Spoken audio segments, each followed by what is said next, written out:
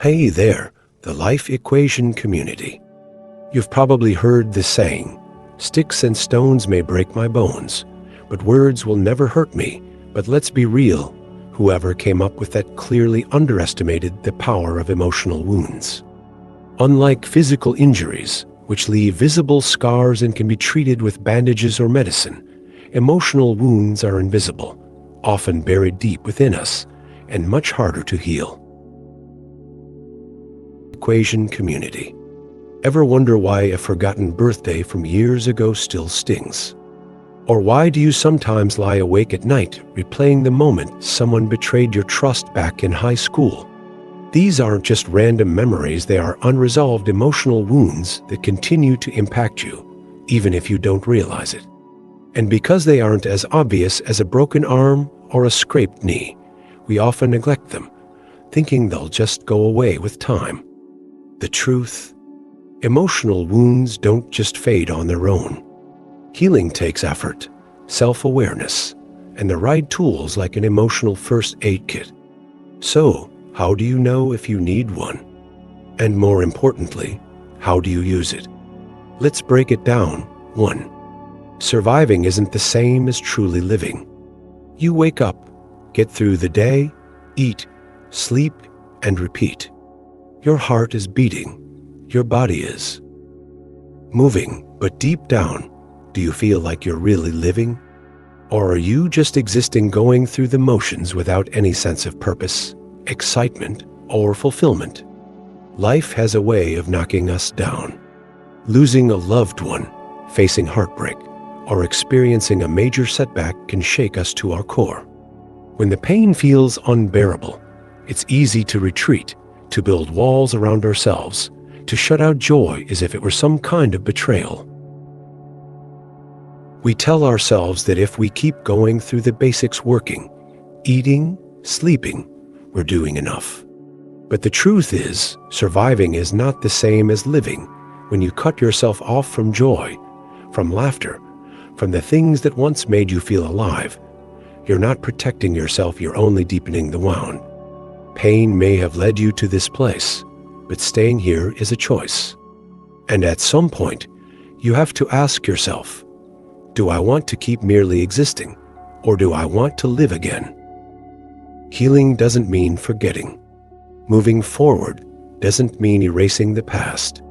You can carry your memories with you while still allowing yourself to embrace happiness again. It starts with small steps, saying yes to that coffee invite, taking a walk in the sunlight, picking up an old hobby, or simply allowing yourself to smile without guilt. Grieving is necessary. Feeling pain is part of the process. But so is rediscovering joy. Connecting with others, allowing yourself to dream again, and finding moments of light in the darkness isn't a betrayal of what you've lost, it's an act of healing. It's proof that you're still here, and you deserve to live fully. 2. When your emotions feel like a storm you can't control and you're caught in the middle. Imagine you have a bruise so tender that even the lightest touch makes you wince.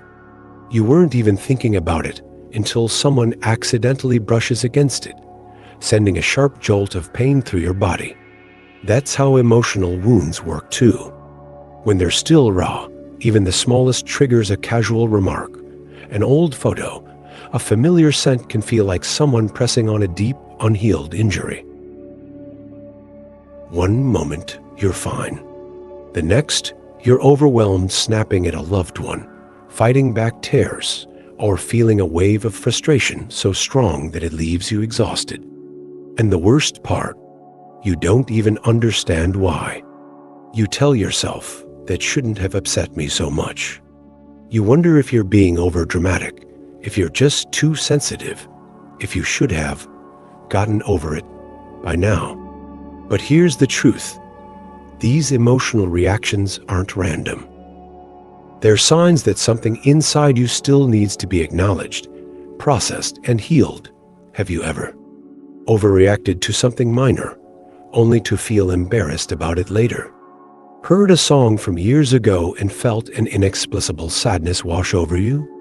Smelled the familiar scent and suddenly found yourself transported to a painful memory? Had a conversation with someone that left you irritated, even though they didn't say anything particularly upsetting? If so, you're not broken. You're not irrational. Your emotions are simply trying to communicate with you. Your emotions are messengers, not enemies.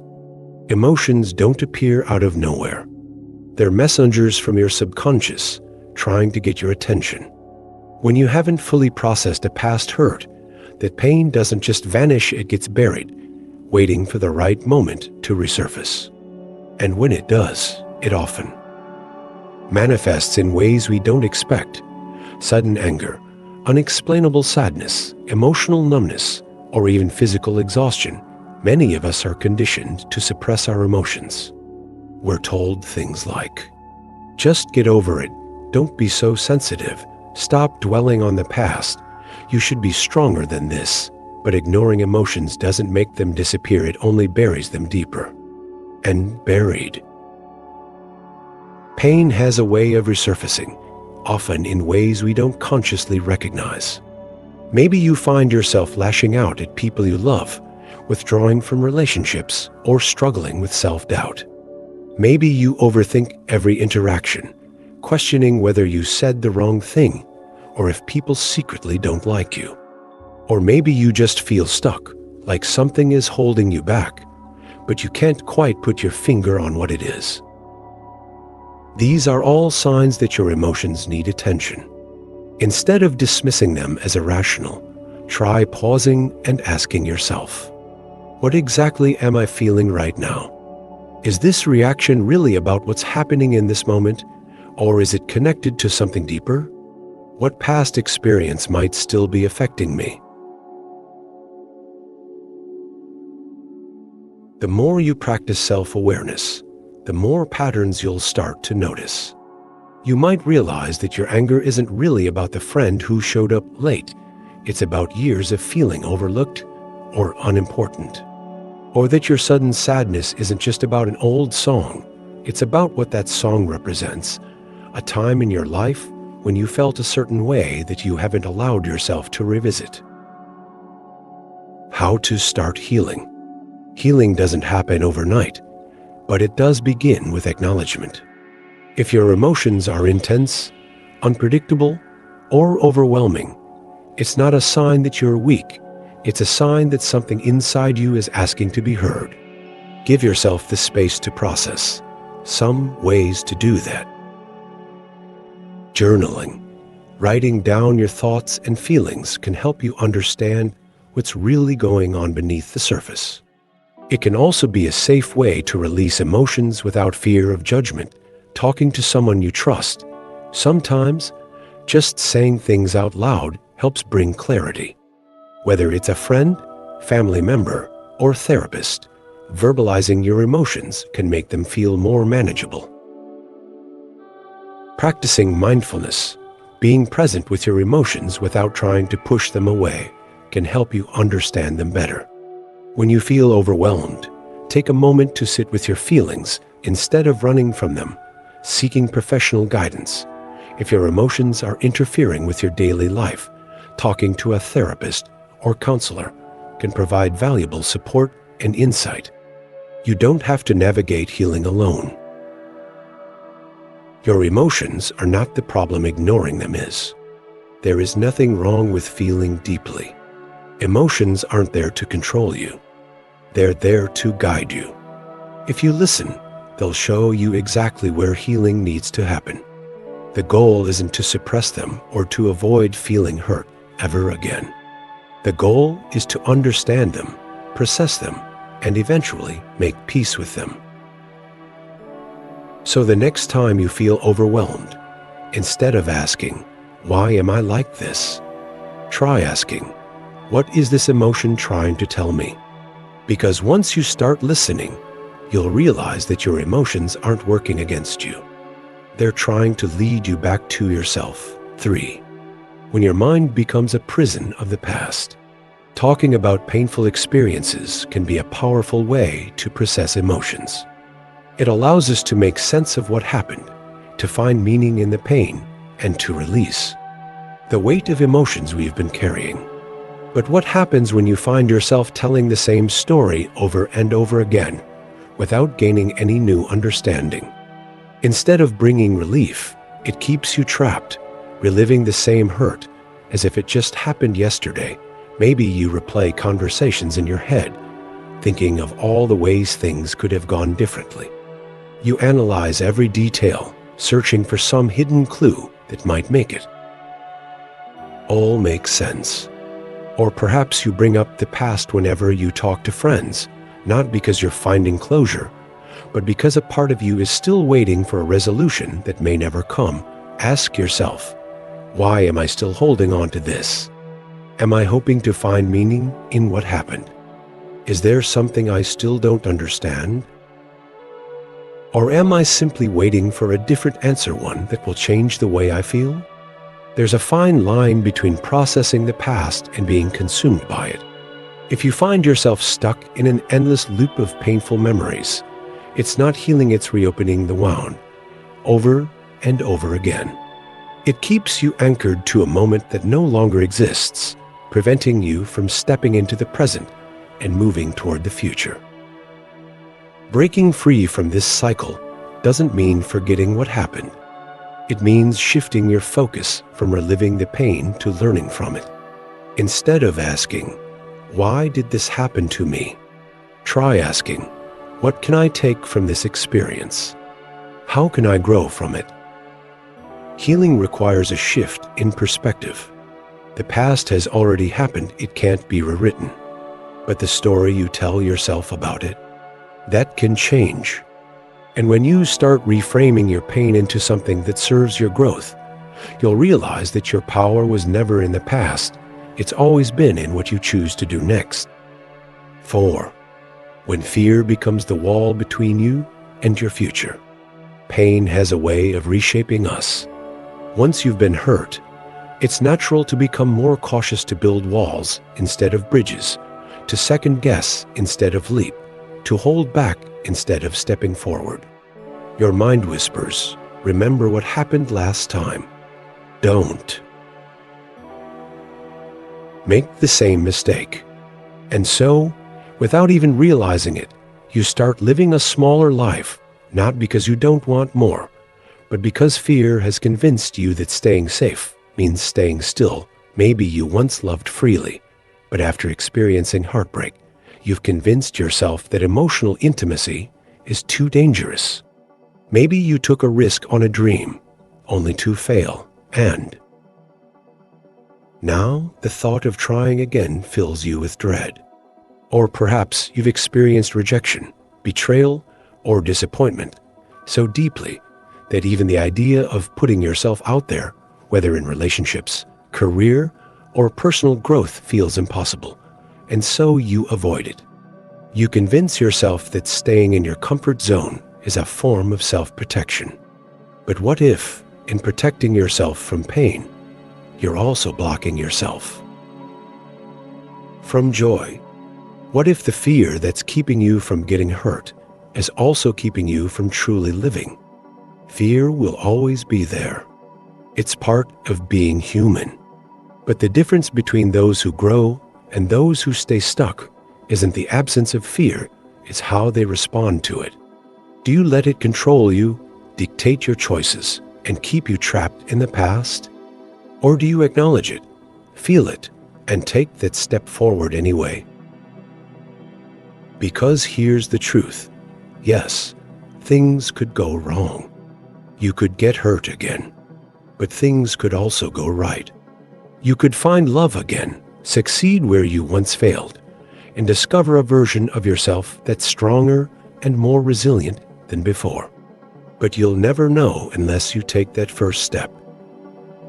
So ask yourself, am I truly protecting myself, or am I just holding myself back? Because the life you deserve isn't behind you, it's ahead of you. And the only way to reach it is to stop letting fear hold the map. 5. When your sleep becomes a battleground between your mind and your healing, and you keep losing. You're exhausted. Your body is begging for rest.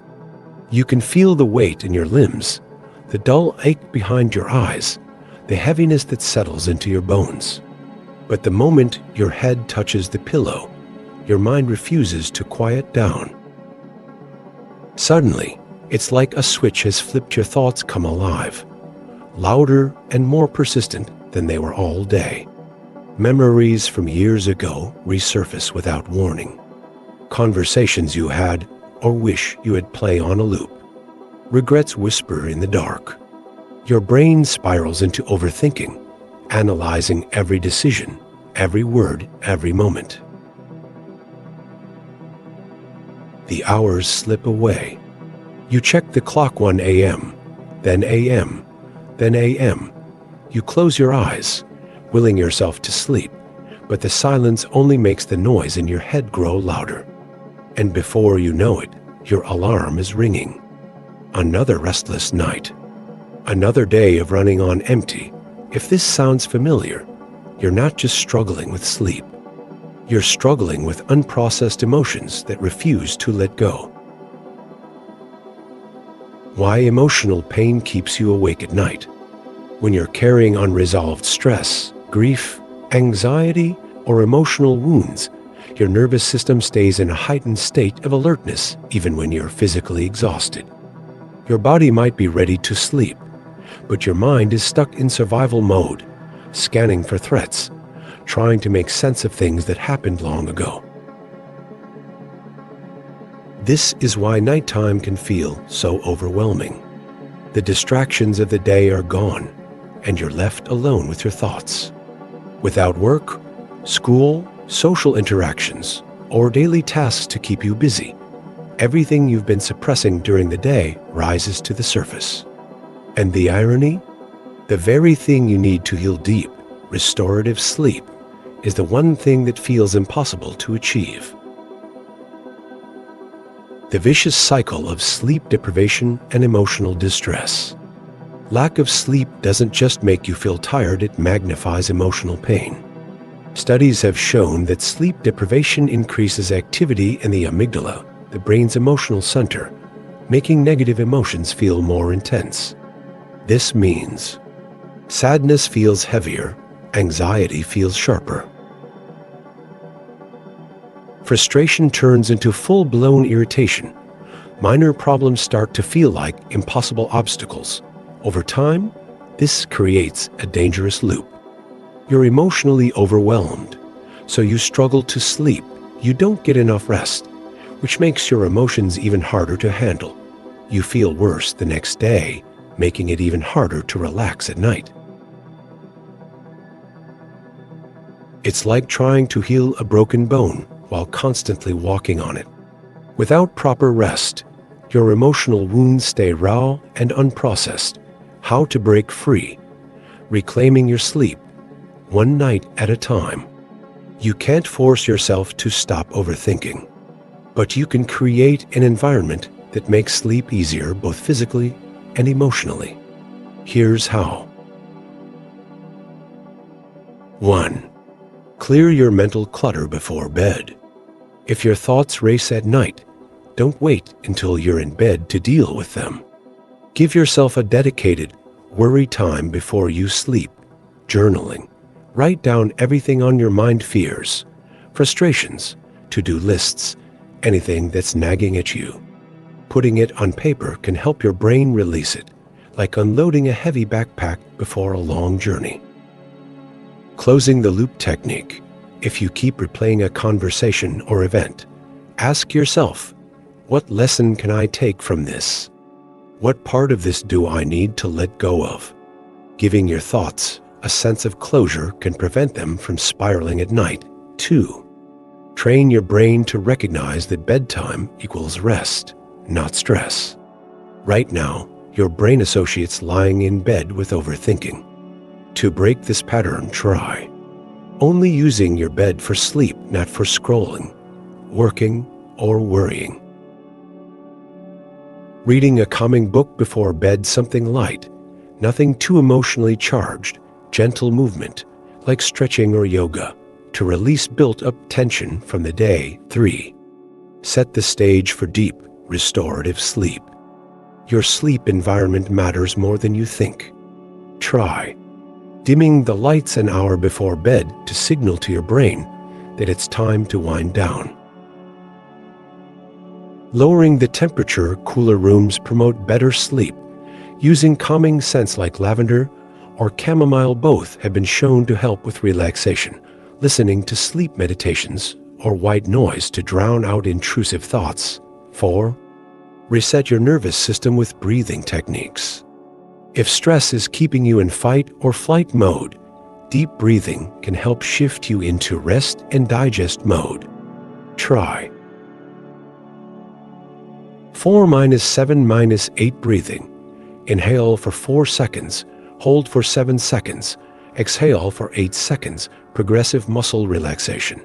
Tense, and then release each muscle group, starting from your toes and working up to your head. Final thoughts. Sleep isn't a luxury, it's essential for healing. When you're going through emotional pain, sleep isn't just about feeling rested, it's about giving your body and mind the space they need to process, repair, and heal. It's about breaking the cycle of exhaustion and emotional distress. If you've been struggling with sleepless nights, know this: you are not alone, and this is not permanent. Your mind is simply trying to work through something, and with the right tools, you can find your way back to peaceful, restorative sleep. And when you do, everything, your emotions, your energy, your resilience will feel just a little bit lighter. Thank you for watching. Don't forget to like, share, and subscribe.